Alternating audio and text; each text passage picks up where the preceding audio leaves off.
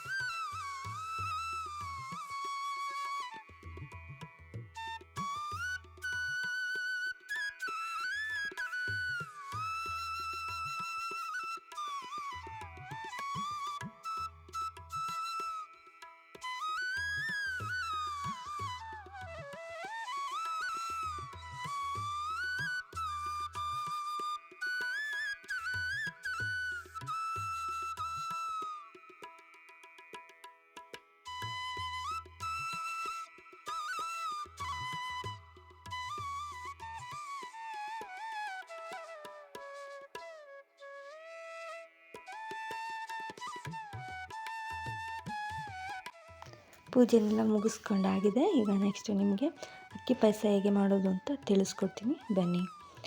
ನಾನಿಲ್ಲಿ 1 ಕಪ್ಪಷ್ಟು ಹಾಲು ತೊಗೊಂಡಿದ್ದೀನಿ, 1/4 ಕಪ್ಪಷ್ಟು ಗಸಗಸೆ, ಹಾಗೆ 1 ಕಪ್ಪಷ್ಟು ಅಕ್ಕಿ, ಒಂದು 4ರಿಂದ 5 ಏಲಕ್ಕಿ ಕಾಯಿನ ತೊಗೊಂಡಿದ್ದೀನಿ.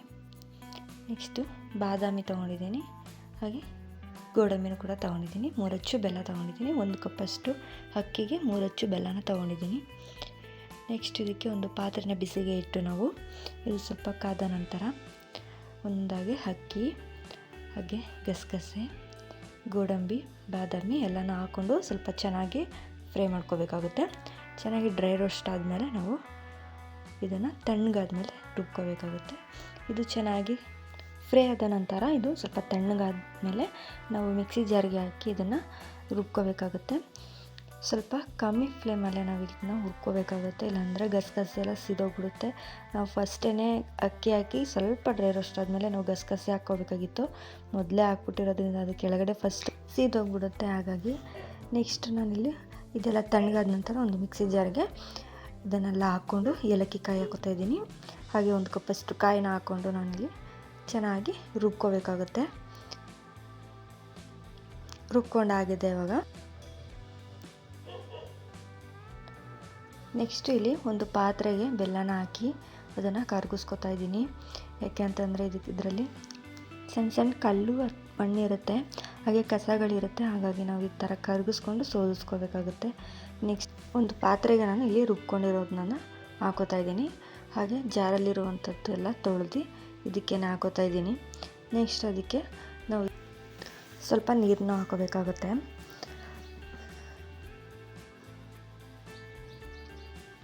ನೆಕ್ಸ್ಟ್ 1 ಕಪ್ಪಷ್ಟು ಹಾಲನ್ನ ಹಾಕೋತಾ ಇದ್ದೀನಿ. ಇದನ್ನೆಲ್ಲ ಚೆನ್ನಾಗಿ ಮಿಕ್ಸ್ ಮಾಡ್ಕೋಬೇಕಾಗುತ್ತೆ. ಇದನ್ನ ಚೆನ್ನಾಗಿ ಕೈ ಆಡಿಸ್ತಾನೆ ಇರಬೇಕು, ಇಲ್ಲಾಂದರೆ ತಳ ಹಿಡಿಯೋ ಚಾನ್ಸಸ್ ಇರುತ್ತೆ. ಆವಾಗವಾಗ ನಾವು ಈ ಥರ ಮಿಕ್ಸ್ ಮಾಡ್ಕೋತಾನೆ ಇರಬೇಕು. ನೆಕ್ಸ್ಟ್ ಇಲ್ಲಿ ಬೆಲ್ಲನ ನಾವು ಕರಗಿಸ್ಕೊಂಡಾಗಿದೆ. ಇದು ಕೂಡ ಇಷ್ಟು ಬೆಂದಿದ್ರೆ ಸಾಕು. ಇಷ್ಟು ಬೆಂದಾದಮೇಲೆ ನಾವು ಈ ಒಂದು ಬೆಲ್ಲದ ನೀರನ್ನ ನಾವು ಇಲ್ಲಿ ಸೋದಿಸ್ಕೊಂಡು ಹಾಕೋಬೇಕಾಗುತ್ತೆ. ನೆಕ್ಸ್ಟ್ ಇದನ್ನು ಇನ್ನೊಂದು ಸಲ ಮಿಕ್ಸ್ ಮಾಡ್ಕೊಬಿಡಬೇಕು ಹುಷಾರಾಗಿ. ಆವಾಗವಾಗ ನಾವು ಈ ಥರ ತಿರುಗಿಸ್ತಾನೆ ಇರಬೇಕಾಗುತ್ತೆ, ಇಲ್ಲಾಂದರೆ ಅಡಿ ಕಚ್ಕೊಬಿಡುತ್ತೆ. ನೆಕ್ಸ್ಟ್ ಇದಕ್ಕೆ ಏನಾದರೂ ಸ್ವಲ್ಪ ಗಟ್ಟಿ ಇದ್ದರೆ ಇನ್ನೊಂದು ಸ್ವಲ್ಪ ನೀರು ಹಾಕ್ಕೋಬೋದು. ತುಂಬ ತೆಳ ಇದ್ರೇ ಚೆನ್ನಾಗಿರುತ್ತೆ ಪಾಯಸ.